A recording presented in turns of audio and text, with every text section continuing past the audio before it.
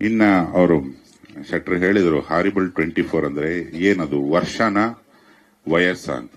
ವಯಸ್ಸು ಶೆಟ್ರ್ ಇದನ್ನ ಗಂಗಾಧರ್ ಅವರು ಕೇಳಿದ್ರು, ಯಾಕೆ ಇಸ್ವಿ ಹೋಗ್ತಾ ಇರೋ ಟೈಮಲ್ಲಿ ಇಸ್ವಿ ಬರೆದಿದ್ರಿ, ಇಸ್ವಿ ಅಲ್ಲ ಅಂತ ಹೇಳಿ.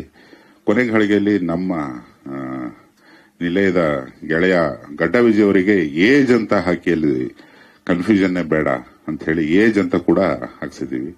24 ಅದು ವಯಸ್ಸು, ಒಂದು ಉದರಿಂಗ್ ಹೈಟ್ಸ್ ಅಲ್ಲಿರೋ ವಯಸ್ಸು, ಅದು ಒಬ್ಬ ಹುಡುಗನ ವಯಸ್ಸು. ಅದೇ ಆ ಕಾರಣಕ್ಕಾಗಿನೇ ಸಂಜಿತ್ ಹೆಗಡೆ ಅವರು ಆ ಪೋರ್ಷನ್ ಅನ್ನ ಅಷ್ಟು ಮುಕ್ಕಿರಿಕೊಂಡು ಹಾಡಿರೋದು ಹಾರಿಬಲ್ 24. ಆಮೇಲೆ ಆ ಲೈನ್ ಅನ್ನ ಮೊದಲು ಕಂಪೋಸ್ ಮಾಡಿದ್ದು ಹರಿಕೃಷ್ಣ. ಅದನ್ನ ಕೇಳಿದಾಗಲೇ ಒಂದು ಥ್ರಿಲ್ ಆಗಿತ್ತು. ಒಂದು ವಾಕಿಂಗ್ ಮಾಡ್ಕೊಂಡು ಕಂಪೋಸ್ ಮಾಡಿದ್ರು. ಆಚೆ ಕಡೆ ತುಂಬಾ ಆಷಾಢದ ಗಾಳಿ ಬೀಸ್ತಾ ಇತ್ತು. ಅವ್ರ ವಾಯ್ಸ್ ಅಲ್ಲಿ ಕೇಳದೆ ಒಂದು ಸುಖ ಆಗೋಯ್ತು. ಹಾರಿಬಲ್ 24 ಅದ ಹರಿ ಅದನ್ನ ದೂರದಿಂದ ಹಾಡ್ತಿದ್ದಾಗಲೇ ಇದರಲ್ಲಿ ಏನೋ ಇದೆ ಹರಿ, ಏನೋ ಇದೆ. ಅಕ್ಕಪಕ್ಕ ರಂಗಾಯಣ ರಘು ಅವರದ್ದು ಭಾಷೆಯಲ್ಲಿ ಏನೋ ಬರೀಬೇಕು ಅಂತ ಐಡಿಯಾ ಬಂದಿದ್ದು ಮೊದಲು ಅದು ಹುಟ್ಟಿದಾಗ. ಈ ಹಾಡು ಒಂದು ಹಾರಿಬಲ್ 24 ಅನ್ನೋದು ಒಂದು ಲೈನಿಗೆ ಏನೇನೆಲ್ಲ ಸೇರಿಸಬಹುದು ಅಂತ ನಾನು ತುಂಬಾ ಅದ್ರ ಮೇಲೆ ಕೂತಿದ್ದಾಗ ನನಗೆ ಈಗ ನೆನಪಾಗ್ತಿದೆ. ನಾನು ತುಂಬಾ ಅಂದ್ರೆ ತುಂಬಾ ಇಷ್ಟಪಡೋದು ಹುಚ್ಚಿರವ್ರನ್ನ, ಹುಚ್ಚುತನ. ಈ ಜಯಂತ್ ಕಾಯ್ಕಿಣಿ ಅವರೊಂದು ಕಥೆಯಲ್ಲಿ ಓದಿದ್ದೆ. ಒಬ್ಬ ಹುಚ್ಚ ಬೆಳಗ್ಗೆ ಎದ್ದು ಪೂರ್ವಕ್ಕೆ ಮುಖ ಮಾಡಿ ಸಮುದ್ರ ದಂಡೆಯಲ್ಲಿ ನಿಂತ್ಕೊಂಡು, ಅವ್ರ ಊರು ಗೋಕರ್ಣ, ಆ ಗೋಕರ್ಣದ ಸಮುದ್ರ ದಂಡೆಯಲ್ಲಿ ನಿಂತ್ಕೊಂಡು ಹುಟ್ಟೋ ಸೂರ್ಯಂಗೆ ಬಾ ಬಾ ಬಾ ಅಂತಿದ್ನಂತೆ. ಒಂದು 7:30-8 ಗಂಟೆಗೆ ಸೂರ್ಯ ಮೇಲ್ಗಡೆ ಬಂದ ತಕ್ಷಣ ಹೊರಟೋಗೋನಂತೆ. ಸಾಯಂಕಾಲ ಕರೆಕ್ಟಾಗಿ 5:00 ಬರೋನಂತೆ, ಮುಳುಗೋ ಟೈಮು. ಹೋಗೋ ಹೋಗೋ ಹೋಗೋ ಅಂತ ಸೂರ್ಯ ಮುಳುಗೋವರೆಗೂ ಬೈತಿದ್ನಂತ ಅವನಿಗೆ. ಇದನ್ನ ಕಥೆಯಾಗಿ ಬರೆದಿದ್ರು. ಎಷ್ಟು ಇಂಟ್ರೆಸ್ಟಿಂಗ್ ಪಾತ್ರ ಅದು ಅಂತ ಅನ್ಸಿತ್ತು.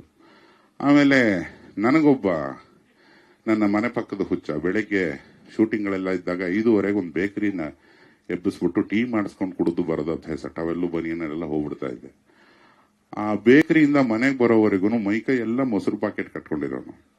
ಅವನು ಒಂಥರ ಬಾಡಿ ಗಾರ್ಡ್ ತರ ಎಸ್ಕಾರ್ಟ್ ಮಾಡ್ಕೊಂಡು ನನ್ನ ಮನೆವರೆಗೆ ಬಿಡೋನು. ಒಂದಕ್ಷರ ನಾನು ಅವನು ಯಾವತ್ತೂ ಮಾತಾಡಿಲ್ಲ. ಒಂದೂವರೆ ವರ್ಷದ ಸ್ನೇಹ ಹೇಗಿದೆ ಅಂತ ನಾನು ಅವನು ಕೇಳಿಲ್ಲ.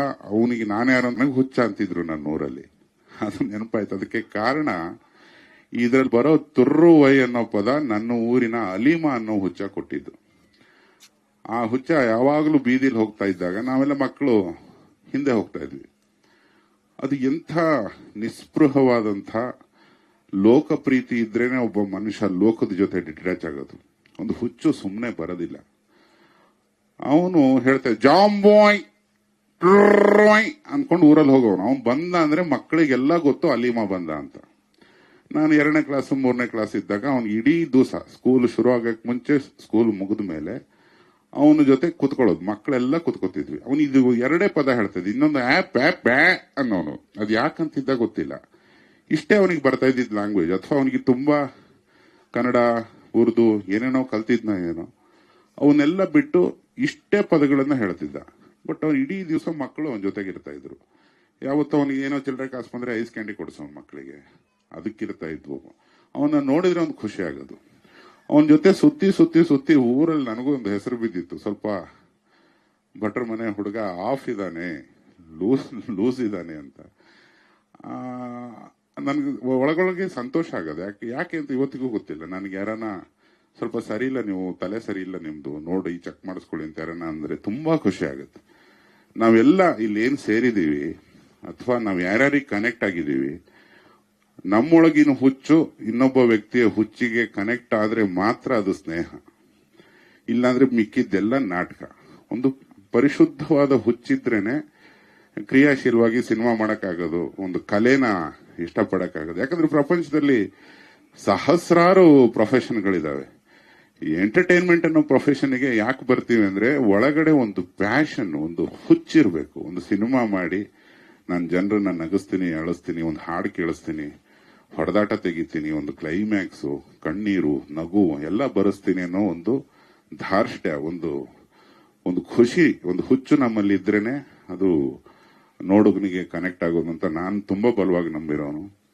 ಆ ಕಥೆಗಳಲ್ಲಿ, ನಾನು ಕಂಡ ಕಥೆಗಳಲ್ಲಿ, ನಾನು ವೈಯಕ್ತಿಕವಾಗಿ ನೋಡಿರುವಂತಹ ಸುಮಾರು ಜನ ಭ್ರಾಂತರಲ್ಲಿ ನಾನು ಆ ಹುಚ್ಚನ್ನ ತುಂಬಾ ಹತ್ತಿರದಿಂದ ನೋಡಿದ್ದೀನಿ.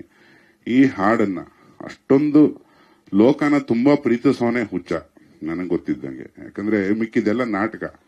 ಸಿಕ್ಕಿದಾಗ ಹಾಯ್ ಹಲೋ ಅನ್ನೋದು, ಹಿಂದ್ಗಡೆ ಅವನು ಹೋದಾಗ ಬೇಜಾರು ಮಾಡ್ಕೊಳ್ಳೋದು, ಇದು ಪ್ರತಿಯೊಬ್ಬರು ಮಾಡೋದೆ. ಬಟ್ ಒಬ್ಬ ಹುಚ್ಚ ಪ್ರತಿಯೊಂದನ್ನು ಹಂಗೇ ನೋಡ್ತಾ ಇರ್ತಾನೆ, ಎಲ್ಲದನ್ನು ಇಷ್ಟದಿಂದ ನೋಡ್ತಿರ್ತಾನೆ ಅವನು. ಬಟ್ ಯಾರ ಜೊತೆಗೆ ಏನು ಮಾತಾಡಲ್ಲ, ಅವನ ಮಾತು ನಮ್ಗೆ ಅರ್ಥ ಆಗಲ್ಲ.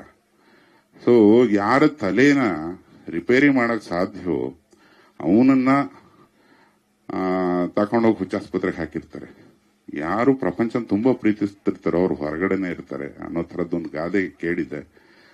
ಆ ಒಂದು ಪ್ರತಿಯೊಬ್ಬ ಭ್ರಾಂತ ವ್ಯಕ್ತಿಗೆ, ಪ್ರತಿಯೊಬ್ಬನಲ್ಲೂ ಇರೋ ಹುಚ್ಚಿಗೆ ಈ ಹಾಡನ್ನ ಅರ್ಪಿಸೋದಕ್ಕೆ ಇಷ್ಟಪಡ್ತೇನೆ. ತಮ್ಮ ಎಲ್ಲರ ಒಂದು ಹುಚ್ಚು ಪ್ರೀತಿ ನಮ್ಮ ಮೇಲೆ ಇರಲಿ ಅಂತ ಇದರ ಬರಹಗಾರನಾಗಿ ನಾನು ಕೋರ್ಕೊತೇನೆ. ನನಗೆ ಸಿಕ್ಕ ಇನ್ನೊಬ್ಬ ಅತಿ ಮುದ್ದಿನ ಹುಚ್ಚ, ಈ ವರ್ಷದ ತುಂಬಾ ಪ್ರೀತಿಯಿಂದ ನನ್ನ ಹುಚ್ಚು ಕನೆಕ್ಟ್ ಆದಂತಹ ವ್ಯಕ್ತಿ ಸುಮುಖ. ವ್ಯಕ್ತಿ ಅನ್ನಕ್ಕಾಗಲ್ಲ, ಅವನ ಹುಡುಗ ಅಂತ ಇದರಲ್ಲಿ ಕುಣಿದಿದ್ದಾನೆ. ಹಾರಿಬಲ್ 24 ಅವನ ಮುಖ ನೋಡಿದ ತಕ್ಷಣ ಹುಟ್ಟಿದಂತಹ ಸಾಲು. ಅವನು ವೇದಿಕೆಗೆ ಬಂದು ಎರಡು ಮಾತಾಡಬೇಕು.